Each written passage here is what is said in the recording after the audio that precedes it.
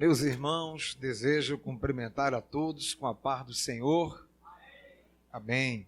A gente vai ler Judas capítulo 1, versículo 1. Judas, servo de Jesus Cristo e irmão de Tiago, aos chamados queridos em Deus Pai e conservados por Jesus Cristo. A misericórdia e a paz e a caridade vos sejam multiplicadas. Amados, procurando eu escrever-vos com toda a diligência acerca da comum salvação, tive por necessidade escrever-vos e exortar-vos a batalhar pela fé que uma vez foi dada aos santos, porque se introduziram alguns que já antes estavam escritos para este mesmo juízo, homens ímpios, que convertem em dissolução a graça de Deus e negam a Deus, único dominador e Senhor nosso, Jesus Cristo. Aí eu gostaria que os irmãos, por favor, fossem para o versículo 17. Mas vós, amados, lembrai-vos das palavras que vos foram preditas pelos apóstolos de nosso Senhor Jesus Cristo, os quais vos diziam que no último tempo haveria escarnecedores que andariam segundo suas concupiscências. Estes são os que causam divisões sensuais, que não têm o Espírito. Mas vós, amados, edificando-vos a vós mesmos sobre a vossa santíssima fé, orando no Espírito Santo, conservai a vós mesmos no amor de Deus, esperando a misericórdia de nosso Senhor Jesus Cristo para a vida eterna. E apiedai-vos de alguns que estão duvidosos, e salvai alguns, arrebatando-os do fogo, tendo deles misericórdia, com todo temor, aborrecendo até a roupa manchada da carne. Ora, aquele que é poderoso para vos guardar de tropeçar e apresentar-vos irrepreensíveis com alegria perante a sua glória, ao único Deus, Salvador nosso, por Jesus Cristo, nosso Senhor, seja glória e majestade, domínio e poder, antes de todos os séculos, agora e para todo sempre. Amém. Pode sentar, obrigado.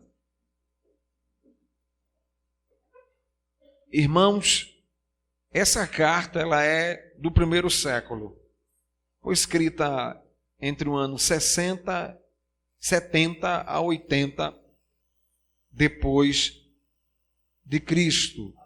Judas, não é? Ele se identifica aqui nos seus escritos, e a gente não pode confundir esse Judas como sendo o Iscariotes. Eu penso que seja importantíssimo, fundamental, nós não desprezarmos o estudo biográfico das Escrituras. O estudo biográfico das Escrituras é um método, dentre tantos outros métodos, de se estudar a Escritura para o seu bom entendimento. Então, tem pessoas que leem as Escrituras, mas elas não detalham, não estudam, não se aprofundam nas biografias que são apresentadas, que surgem ali, que estão ali. É muito importante isso, o estudo da biografia, para que a gente possa saber, de fato, quem é quem, não é, na Escritura, e a gente saber distinguir quem é quem. Para você ter ideia, Judas vai se identificar como sendo o irmão de Tiago. Então seria importante saber quantos Tiagos existiram e que o Novo Testamento faz menção. Quantos Judas, propriamente, são mencionados. Então, o estudo da biografia, ela é muito importante. E a gente precisa buscar isso na própria Escritura. Sabe por quê? Porque, irmãos, são materiais, literaturas, não é? matérias que vêm sendo discutidas em todos os tipos de veículos que você possa imaginar. As redes sociais, não é? O uso da internet, a televisão, os programas de televisão, de rádio, literaturas que são escritas, livros que acabam veiculando informações totalmente equivocadas, errôneas acerca das Escrituras. E por mais incrível que pareça, existem muitas literaturas que eu já li que diz uma coisa, que atribui a uma biografia, entendeu? Que atribui a uma biografia aquilo que a Escritura não atribui a ela. Entendeu? Por exemplo, nessa polêmica não, que eu não considero polêmica, faz polêmica quem quiser, essa questão do autor do livro aos Hebreus. Se é autor desconhecido, eu vou fazer afirmativa aqui. Se é autor desconhecido, eu vou dizer que foi Paulo que escreveu. Se é autor desconhecido, eu vou dizer que foi Apolo. Se é autor desconhecido, eu vou dizer que foi algum dos apóstolos, como se fosse verdade, como se as minhas buscas... Peraí, se os que me antecederam, homens que vasculharam a Escritura, pais da igreja, sucessores dos apóstolos, grandes autoridades reconhecidamente intérprete da Escritura, insiste, tá certo? Em seguir o que o próprio livro não afirma em termos de autoria, eu vou dizer que foi Paulo que escreveu? Eu vou dizer que foi Apolo que escreveu? Então, é mais ou menos por aí. Então, o pessoal acaba expondo, fazendo exposição, criando literatura, fazem exposição, usando a Escritura, afirmando questões que a Bíblia, de fato, não afirma. Então, Judas, ele identifica-se como sendo irmão de Tiago.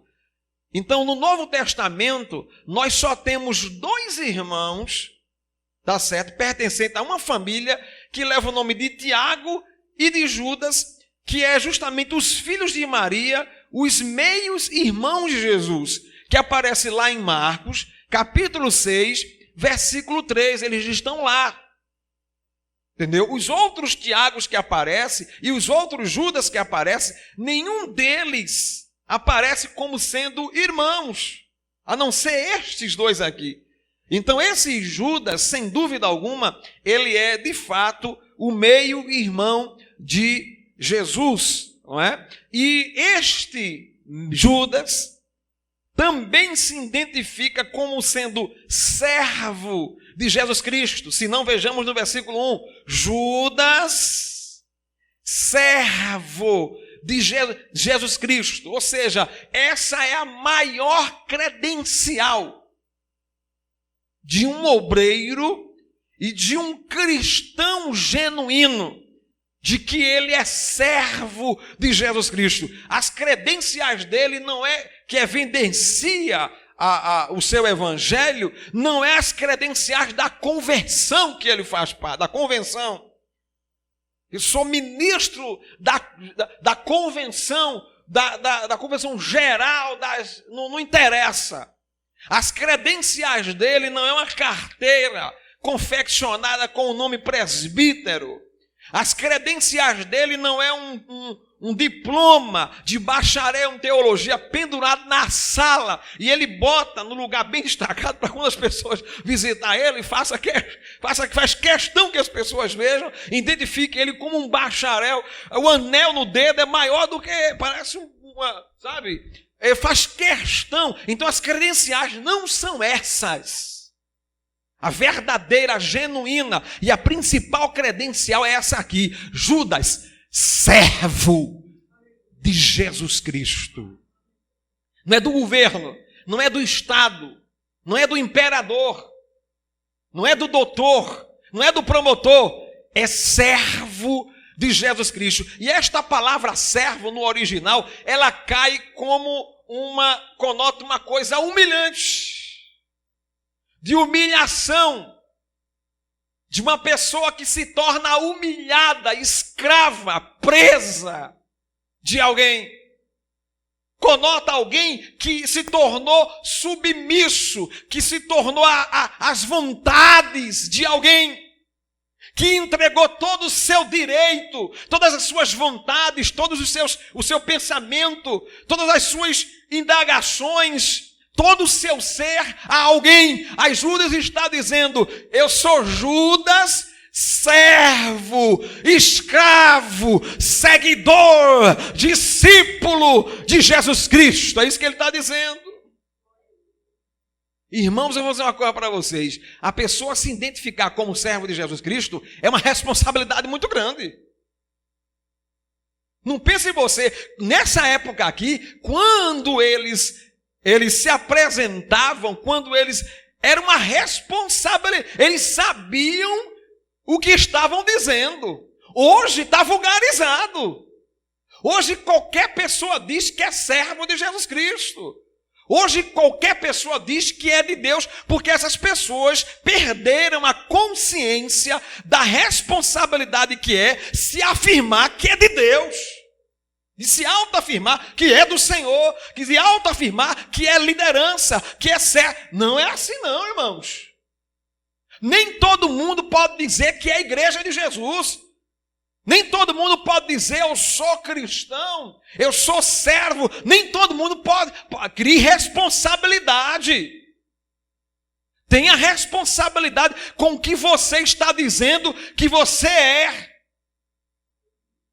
A maior identidade de uma pessoa que de fato, irmãos, se converteu é essa aqui: ser servo de Jesus Cristo. Mostra a tua identidade. Sim, Senhor, mostro. Servo de Jesus Cristo.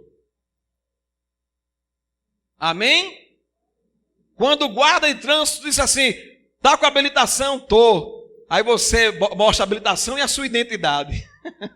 Eu sou servo de Jesus Cristo. No dia que o Detran perguntou a mim: venha fazer, você bebes? Bebo não. Há 21 anos que eu aceitei Jesus como Salvador. 21 anos. Eu sou servo de Jesus Cristo. Servo de Jesus não bebe, não se embriaga, não vive em bebedice. Mas mesmo assim, o senhor aceita fazer o bafômetro? Pode botar 10 aí. Eu sopro quantos você quiser. 10. Eu acabo com o estoque de bafômetro.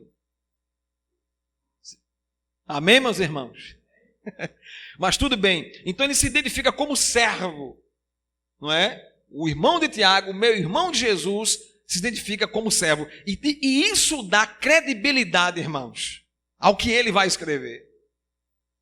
Eu tenho confiança em ler esta carta, porque ele se apresenta como servo. Ele não se apresenta como doutor, ele não se apresenta como bacharel em direito, ele não se apresenta como sociólogo, ele se apresenta como servo de Jesus Cristo. Ou seja, ele é um homem em que viveu, que conviveu, que andou com Jesus, que esteve com Jesus, que sabe de tudo acerca de Jesus, que assimilou os ensinamentos de Jesus, que incorporou tudo que Jesus ensinara. Eu estou lendo um homem que ele tem consciência cristã, ele sabe o que é evangelho e sabe pregar o evangelho. Então eu tenho confiança em ler, entendeu? Ler Judas não é ler Josué Gonçalves, ler Judas não é ler Hernandes Dias Lopes, ler Judas não é ler Augustus Nicodemos, ler Judas é ler o meio-irmão de Jesus. É diferente. É ler. Sabe qual é a diferença? Às vezes você fala: mas você tem alguma coisa contra? Não, nada contra. Agora a questão é o seguinte: é que os homens atuais, eles escreveram ou escrevem, não é? Interpretando. Judas não. Judas escreveu inspirado. Tomado pelo Espírito Santo. Vocês estão entendendo? É uma revelação, sabe? É uma mente totalmente completa, sem nenhum espaço, entendeu? Completo, plena, uma mente plena do Espírito Santo. Vocês estão entendendo, pessoal? Essa é a diferença. Amém?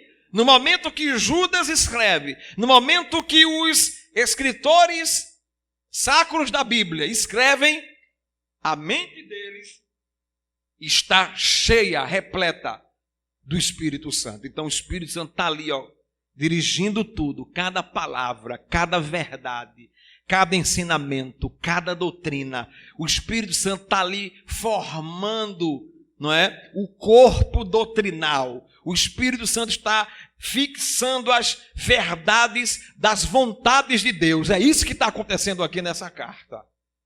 E a gente precisa conhecê-lo. Então, Judas, no versículo 3, ele vai dizer o propósito, ele vai revelar o porquê ele está escrevendo essa carta. E ele vai fazer uma revelação interessante. Ele vai dizer que, a princípio, ele iria escrever sobre a comum, ele chama de comum salvação, porque ele tem consciência de que a salvação é comum a todos. Certo? No versículo 1 e 2, é interessante que ele é meigo, mas a partir do versículo de número 3, ele se transforma numa fera, num leão. Pode observar a tonalidade. Pode. Ele inicia-se, servo de Jesus Cristo, a misericórdia, versículo 2, e a paz e o amor de Deus sejam multiplicadas. Mas quando chega no versículo 3, ele muda de tonalidade. Ele se torna feroz, rigoroso.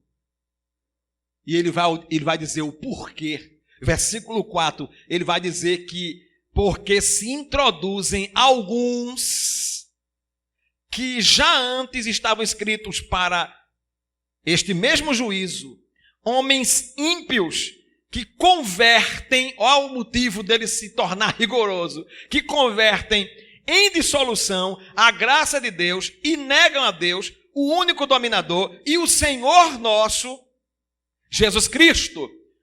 Ele está dizendo que o objetivo, que o propósito da carta é confrontar, é brigar, é contender contra os falsos profetas, os falsos mestres. Ele disse que escreveria sobre a salvação, mas ele entendeu, viu a necessidade de se exortar os irmãos, motivar os irmãos, incentivar os irmãos a batalhar pela fé, que uma vez, não foi 2, 3, 4, 5, ele vai dizer que uma vez foi dada aos santos. Santos, olha a expressão, santos, foi dada aos santos. Não foi a qualquer um, não foi a qualquer grupo, não foi a qualquer movimento, não foi as denominações, aos santos. Agora, a fé que uma vez foi dada, que fé é essa? Irmão, todas as expressões, fé, nas cartas pastorais, seja 1 Timóteo, 2 Timóteo e Tito, todas elas é corpo doutrinal. Todas elas. Não confunda essa fé como fé salvífica, porque senão ele não teria dito: eu queria vos escrever sobre salvação, a comum salvação. Não é fé salvífica, é corpo doutrinal, que até o ano 60, o corpo doutrinal já tinha sido formado pelos apóstolos. Havia um corpo, havia pontos, verdades doutrinárias já formadas, e que elas são inquestionáveis, e que elas não podem ser mudadas, mexidas, deslocadas, adaptadas. Vocês estão entendendo? Todas as verdades doutrinárias expressa por Jesus Cristo, escrito na palavra de Deus, desde o livro de Gênesis, todas as verdades doutrinárias não podem ser alteradas nem uma vírgula e nem um ponto. Elas têm que ser preservadas desde a sua originalidade. Tem que permanecer lá. Se a palavra de Deus revela como verdade absoluta que Deus encarnou e que ele se tornou em uma única pessoa, homem, e que ele é Deus e homem, numa única pessoa, isso não pode ser mexido, alterado, mudado, adaptado, formulado. Entendeu? É isso que eu não posso passar daqui. Vocês estão entendendo? Eu não posso passar, eu não posso... Irmão, por favor, que ideia é essa? Que a gente está vivendo atualmente, que as pessoas, teólogos, seja quem for, pegam verdades bíblicas e eles querem criar uma interpretação própria, pessoal, querem submeter verdades da Escritura, entendeu? A uma interpretação totalmente denominacional.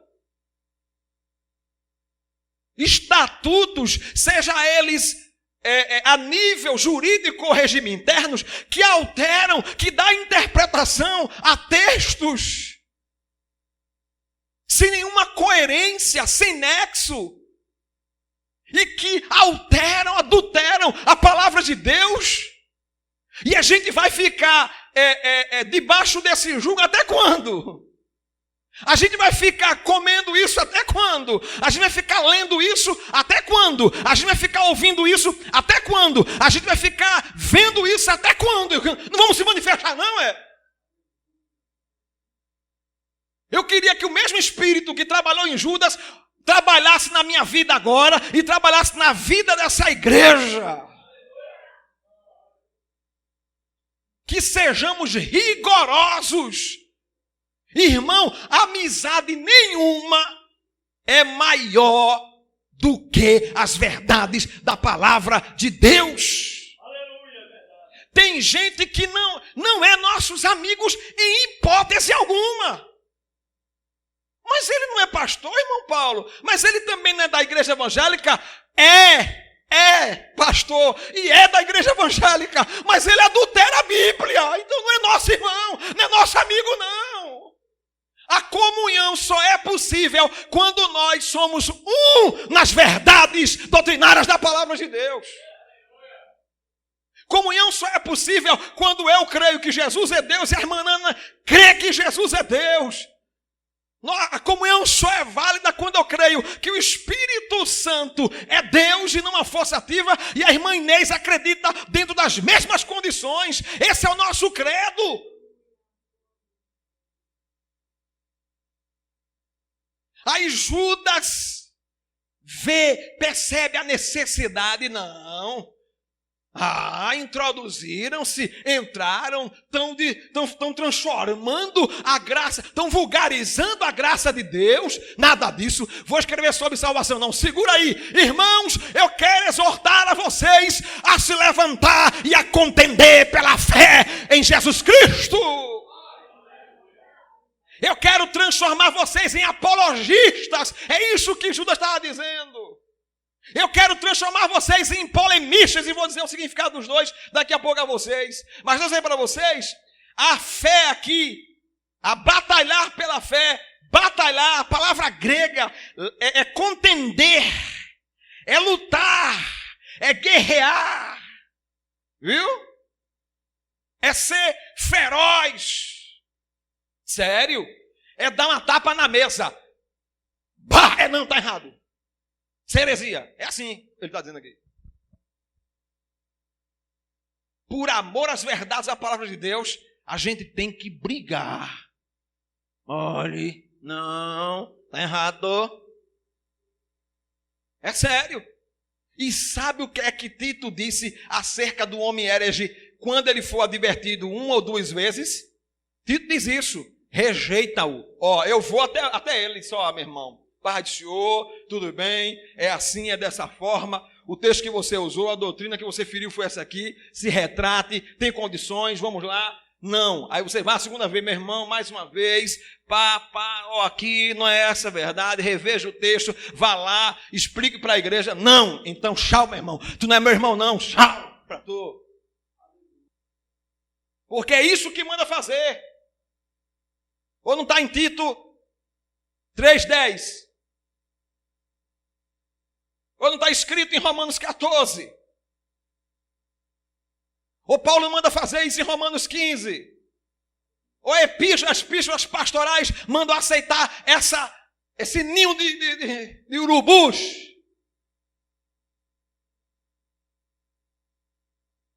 Então, ele vai falar, e que fé é essa? É o corpo doutrinal, não tem ponto de correr, é o corpo doutrinal. Que a igreja, você sabia, irmãos, veja só, concorde comigo, você sabia que uma pequena frase errada pode desviar toda uma igreja, todo um rebanho, ensinar uma inverdade que leve você a um comportamento mau para sempre? Porque a gente está vivendo essa pintaíba de igreja no Brasil. Por quê? Olha aqui, ó. Distorceram, começaram a fazer errado. Entendeu? Perderam o poder do Evangelho, o poder do Espírito Santo, e agora, sem poder, estão inventando as coisas para encher, lotar, para criar grandes movimentos. Entendeu? Já que perderam o poder. Agora, sabe por que perderam o poder do Evangelho? Porque essas lideranças que vocês não conhecem, me desculpe, que vocês são ignorantes a respeito deles, eles todos são prostitutos, são marginais, são bandidos, são corruptos, piores que senadores e deputados. Eles escondem o que eles são de verdade. Eles são maus, são perversos. Um dia desse, escutando uma autoridade, um presidente de uma convenção, e ele dizendo, segundo a minha convenção, isso aqui é pecado de vaidade. Meu Deus, é segundo a tua convenção, é danado? É segundo o teu estatuto, que isso aqui é vaidade? A Bíblia não diz que isso aqui é vaidade. Agora veja, ele estava falando sobre calça comprida. Ele estava falando sobre o uso de joias. Ele estava falando sobre o uso de tinturas. Pode procurar aí, me mostra aí alguém aí, no grego e no hebraico. Qual a expressão, qual a palavra vaidade, em que pelo qual se encaixa a calça comprida, uso de joias e tintura. Alguém pode mostrar aí? Nenhum texto, nem no hebraico e nem no grego. Nenhum. Todos os itens que você citar de acessório, todos estão fora. Todos. Agora, ele mesmo é soberbo, arrogante, presunçoso. É isso que é vaidade? Ele está dizendo que a calça comprida da irmã é pecado, mas ele é soberbo, é arrogante, é prepotente. Está entendendo? Então, o vaidoso é ele, de essência. Ele é que expressa o verdadeiro significado da vaidade, porque a vaidade é isso. Estão distorcendo as coisas.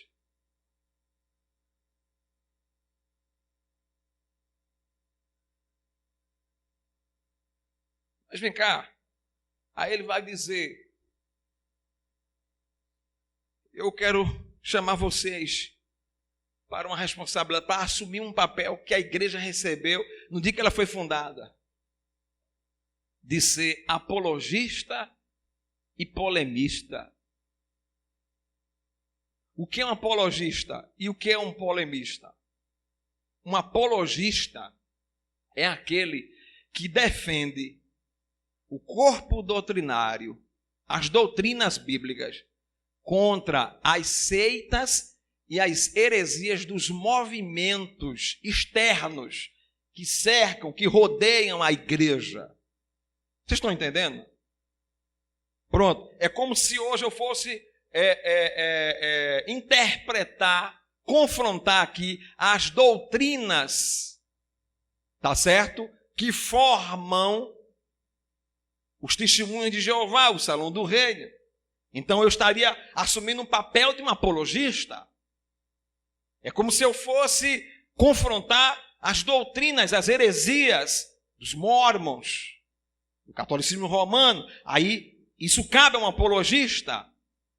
E quem é o polemista? O polemista é aquele que confronta os erros doutrinários que são cometidos dentro da congregação, da denominação que ele faz parte. O apologista até que está mais fácil, agora o polemista está mais difícil. Porque a gente tem medo, a gente tem vergonha, a gente tem supostas precauções. A gente não costuma corrigir erros que se cometam aqui em cima, só porque é o irmão Paulo, só porque é o presbítero. Você tem medo do nome presbítero? Então deixe de ser presbítero hoje. Porque se você tem medo do presbítero Paulo, do pastor Umbrai, então não são mais pastores, não. Vamos tirar esse cargo deles, porque nós somos fadados ao erro. Sim ou não? Sim ou não? Nós podemos nos equivocar, sim ou não? E alguém aí vê o erro e diz: epa, irmão Paulo se equivocou agora, peraí. Então, por favor, não tenha medo do paletó do irmão Paulo, não. Não tenha medo do presbitério do irmão Paulo, não. Chame o irmão Paulo, diga: irmão Paulo, eu acho que o senhor explica aí esse versículo, que o negócio não é esse, não. Vocês estão entendendo? Para que o presbítero Paulo possa se retratar. Meus irmãos, no domingo passado, eu usei um versículo e disse que o versículo estava dizendo isso sem isso. E graças a Deus que a irmã Eline estava atenta. E depois que terminou o culto, ela me corrigiu, irmãos. E eu estou me retratando com vocês, que eu errei aqui no texto. Ou não era para ser assim? É para ser como? Ou os irmãos lá de Atos 17, 11, não foram assim? Os crentes bereanos, que foram inclusive mais nobres do que os de Tessalonicenses. E que eles questionavam, analisavam, periciavam o que o superapóstolo Paulo, o hiperapóstolo, falava, ensinava. Paulo estava sendo usado pelo Espírito Santo, era cheio, passou lá um tempo no céu com Jesus no paraíso, mas mesmo assim eles diziam: peraí, deixa eu ver se é isso mesmo que você está dizendo, deixa eu conferir nas escrituras para saber se está certo. Ah, mas eu passei um bocado de ano com Jesus no céu, não importa. Ah, mas eu sou o apóstolo Paulo, não importa. Eu quero conferir, segundo a escritura, se está certo. Porque, irmão, os anjos se diz apostataram da fé. Os anjos. Esse irmão que você está vendo aqui pregar, que é contra falso profeta, que está aqui, ó, feito um leão, brabo, feito um siri na lata, igual a Judas, amanhã pode estar aí fora pregando heresia, viu? Sim ou não? Que Deus me salve. Que Deus me livre. Que Deus me cubra com o seu sangue. Eu peço muito a Deus para eu não ser ninguém em que pelo qual as maldições da Bíblia se cumpram, porque alguém terá que ser o anticristo. A Bíblia não fala do anticristo? Alguém vai ter que ser. Jesus não disse: e por se multiplicar a iniquidade, o amor de muitos se esfriará, não é isso? Irmão, que eu não seja esse cumprimento. Isso é uma maldição, que eu tenho que me livrar dela. Vocês estão entendendo? Então ele está ensinando a gente a ser apologista e polemistas. Agora, vai ser apologista e polemista como? Se a gente vive um relapso. Como? Primeiro, eu aprendi assim, tá? Pela escritura. Primeiro a gente ora a Deus, veja bem, a gente ora a Deus, em oração a Deus a gente pede a Ele: Senhor, com pouco conhecimento que eu tenho da Escritura, que eu pretendo melhorar, me dê discernimento das coisas, Irmãos, a oração, de fato, é um meio para adquirir discernimento. Porque pela oração, Deus pode revelar a você, Deus pode colocar no seu coração, revelar no seu coração o que está certo e o que está errado. Vocês estão entendendo? Em segundo lugar, você precisa se apegar à Escritura, ao estudo da Bíblia. Irmão, por que tudo que concerne as coisas de Deus, a gente está jogando fora, desprezando assim, de uma forma banal? Por quê, gente? Porque nós estamos desvalorizando oração, jejum, leitura da palavra de Deus e tantos outros itens, santificação, evangelização e outras coisas que giram em torno do reino. Por que estamos desvalorizando, gente? Por que não nos atrai mais? Por que nós não temos mais desejo? Por que nós não temos mais vontade? Por quê? O que está acontecendo com a gente? Porque o celular, as redes sociais estão mais empolgantes. Porque 5 horas por dia, pelo menos, a gente gasta vendo o WhatsApp, vendo o YouTube, vendo o Instagram, vendo o Twitter, e tantos redes sociais que eu não sei nem o nome, nem pronunciar que existe. Por que é mais atrativo? Por que chama tanta atenção? Por que nos atrai?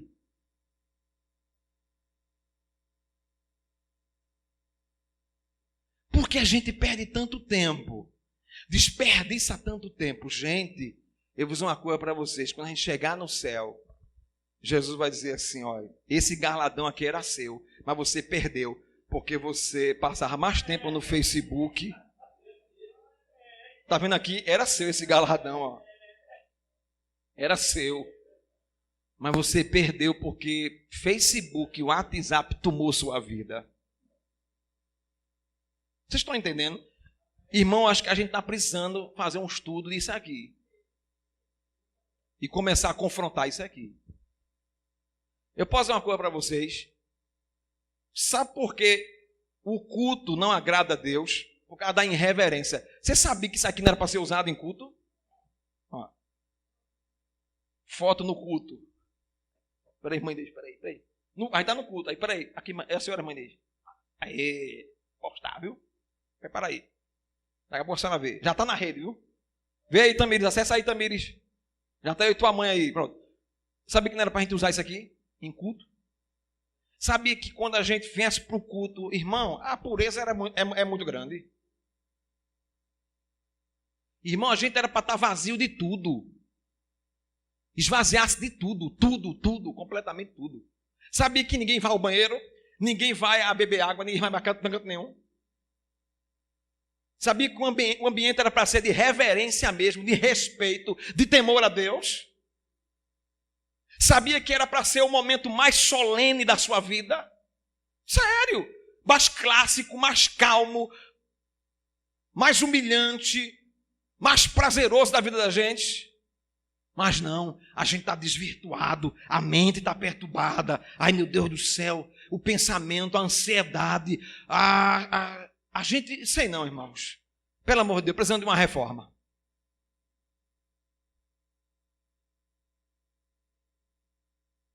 Daqui a pouco a gente vai ter que colar aqui na parede. Proibido atender celular. É uma vergonha botar dentro de uma igreja uma placa daquela que bota nas empresas aí. Proibido atender celular. Ah, mas eu tenho uma ligação importante, porque minha mãe está internada. Então não venha para o culto, porque para Deus é a mesma coisa. Fica em casa, mané, esperando tua mãe ligar, teu irmão ligar, tua mãe ligar. Porque não interessa para Deus tu vir e ficar aqui esperando a ligação do teu irmão, porque tu está no culto e preocupado. Minha mãe está lá, meu irmão vai ligar. Aí tu está aqui no culto, tu está cultuando, tu estás adorando. Então, eu não estou condenando isso não, estou respeitando que tua mãe está internada, teu pai está internado e teu irmão vai ligar. Então fica em casa. Porque não faz diferença, não. Pensa que Deus vai morrer porque... meu servo não veio para o culto hoje, em pleno domingo. Eu sou Deus, vou deixar de ser Deus. Vocês estão entendendo? Estão fazendo Deus de quê?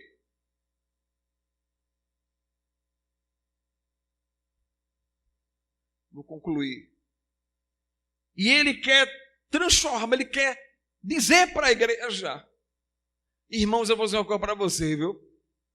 Esse papel de apologista e polemista sempre foi o papel dos patriarcas, profetas. A gente pensa que isso é uma coisa de Novo Testamento. Gente, Deus é Deus sempre. Deus é Deus do Gênesis ao Apocalipse. Deus é Deus antes da Bíblia. Deus é Deus antes de Adão. Deus é Deus antes dos anjos. Deus é autoexistente, sempre existiu. Vocês estão entendendo? E ele sempre condenou o pecado, sempre confrontou o erro. Deus é um Deus santo, puro, reto. Nas coisas de Deus, tudo funciona direitinho, com retidão. Vocês estão entendendo? Com verdade, Deus é verdade. Amém? Deus é verdade. Então nada de mentira, nada de enrolação. A enganação começou com Satanás e vai terminar com ele. E a arma mais forte do diabo é enganar. Quando você vê essas igrejas, todas elas estão dominadas por Satanás. Entendeu? Não tem essas enganação, essas enrolação. O diabo está sentado na cadeira maior, não é do pastor presidente, não, é de Satanás que está sentado lá. Vocês estão entendendo? Ele colocou na cabeça daquelas pessoas que o que eles estão fazendo é certo. E outros são maus, são perversos, são cruéis, são maliciosos. Fazem porque quer fazer. Dizem porque querem dizer. E ensinam porque querem ensinar. Não tem essa carta? Não é do primeiro século? Eu duvido. Essa é a carta e o livro que esses caras odeiam. Porque quando eles forem ler Judas, eles vão se enxergar nela. Eu estou aqui dentro, eu estou me vendo aqui. É como se Judas estivesse citando o nome de tudinho até a data de hoje. Vocês estão entendendo? Cadê? Eu quero ver. Leia a carta de Judas aí para a sua igreja e pregue a carta de Judas. Duvido. Duvido. Entendeu? É balela. É balela. Sabe o que é que predominou no Brasil? E 2 décadas para cá? Teologia da prosperidade acabou-se. Acabou, arrasou. Os pastores sérios desse país, há 2 décadas atrás, eles avisaram, dizendo, esse negócio que está chegando aí da América para o Brasil, teologia da prosperidade, vai acabar com a igreja. Acabou mesmo. Porque todo mundo agora é montado na vida boa, no dinheiro. Sofrimento acabou. Todo mundo quer correr atrás de coisa boa, de vida excelente. A gente trabalha, a gente se transformar a gente numa máquina de fazer dinheiro. A gente tem que correr atrás, a gente tem que se matar. É noite sem dormir, é tal. Aí a confiança em Deus, nada, zero. A fé em Deus, nada. Porque, irmãos, uma coisa para você. Um crente que não crê, que não confia no sustento de Deus, ele já deixou de ser crente. O crente que desacreditar que Deus não é capaz de abrir porta de emprego para ele, que Deus não é capaz de suprir as suas necessidades em pão, em veste, no que beber, ele tem que negar o evangelho. Ele não pertence à igreja. Porque, irmãos, uma coisa para vocês. Elias estava lá. E o povo trazia pão e carne para Elias. Espera aí. Foi. Sim, a Record fez aí. E é um Elias bonitão, um ator bonitão. Então, acabou. E a gente, irmãos, tem que protestar contra. Tem gente, irmão, vê que besteira. Eu não escovei o cabelo, então não vou à igreja hoje. E se que, irmão, sei não, é muita besteira, é muita besteira. Não, eu vou parar por aqui. É muita leseira que a gente vive. Está feito modelo que todo dia tem que apresentar uma roupa nova, gente. Eu não estou condenando ninguém ter roupa bonita nova, não. Mas acaba com a besteira, gente, de fixar na sua cabeça de que você vai ser privado de fazer as coisas de Deus porque você não tem a blusa que queria ter, a percada que não queria ter, o paletó que não queria ter.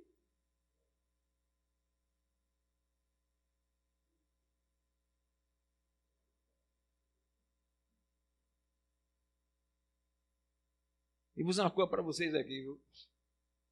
Tantas mulheres bonitas, mas que ficaram feias depois da maquiagem. Se você é bonita, não se deforme, não.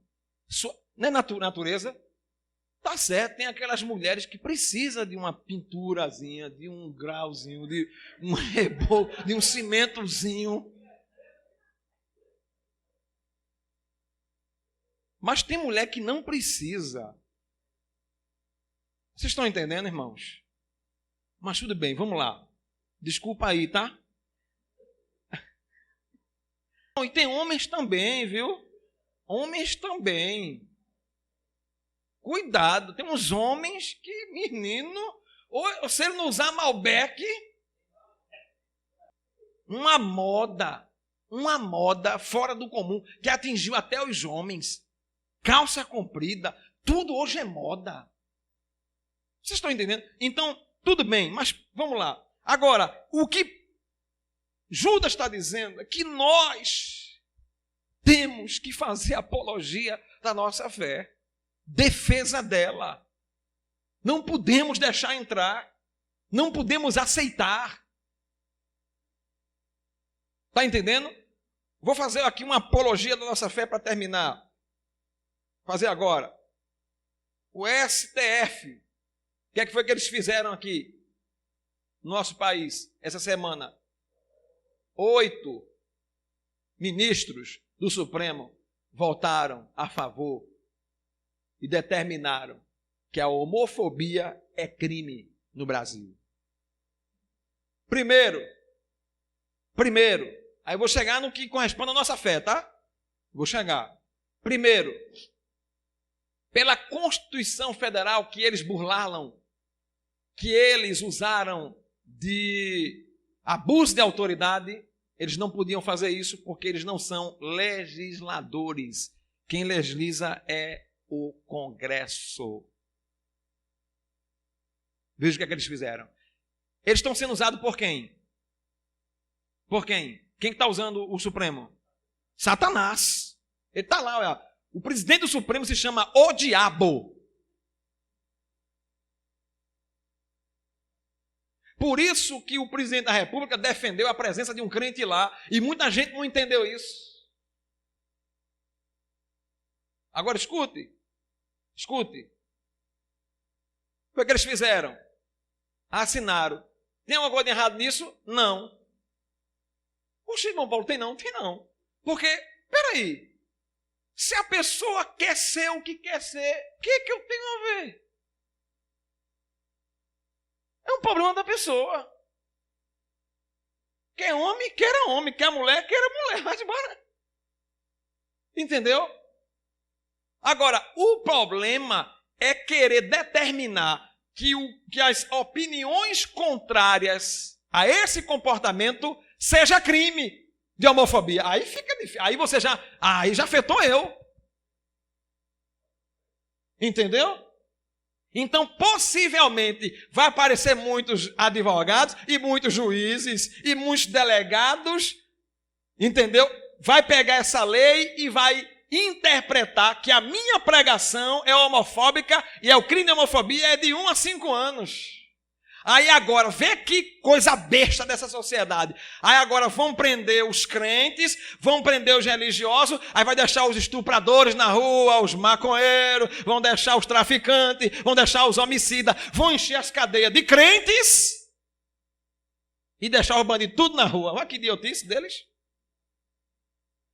Parada, né não? Aí sabe o que é que vai acontecer? Os crentes do Brasil já são covardes, não faz defesa de fé nenhuma, não ora coisa nenhuma, não vive evangelho coisa nenhuma. Então, para esses crentes, tanto faz como tanto fez, falar ou não contra, eles vão ficar caladinhos. Por mim está tudo bem.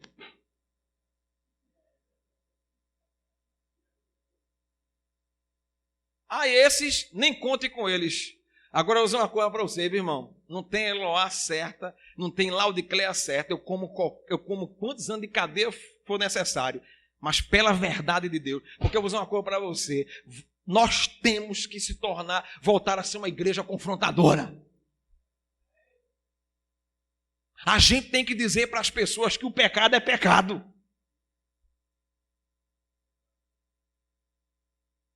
Vocês estão entendendo?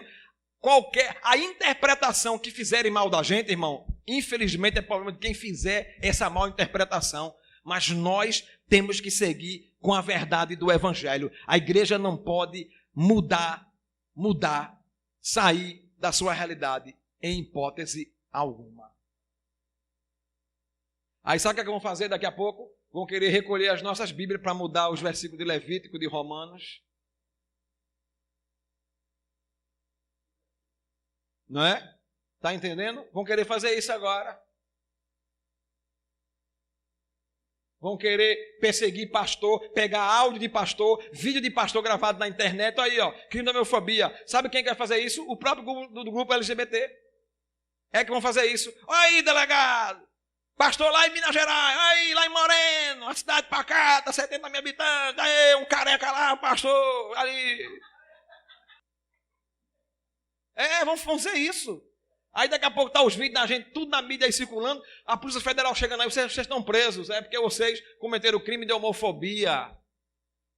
Aí se eu fosse vocês tudinho, ia todo mundo, muito bem, não foi só os pastores da gente que cometeu o crime de homofobia, a gente tudinho cometeu, é pecado, aí vai todo mundo pra cadeia, chama a viatura aí, doutor, muita viatura para levar esses povos todinho. Não, irmãos, eu tô falando, a gente tá sorrindo, mas eu tô falando sério. A coisa está caminhando para isso. Vocês estão entendendo? E eu vou dizer uma coisa a você, sem nenhum tipo de constrangimento. Tem que acabar com essa moleza da igreja brasileira. Tem que acabar. Essa vida da igreja aqui tem que acabar. Essa molezinha aqui dessa igreja tem. Sem dúvida alguma. A gente está muito mole. A gente está muito descansado. A gente está muito sentado no trono. A gente está muito nariz empinado. A gente está muito elevado. A gente está muito gostoso aqui. A gente está levando uma vida muito maravilhosa. Muito prazerosa. Está entendendo? Amém, irmã Inês? Deus abençoe. Amém, meus irmãos? Deus abençoe.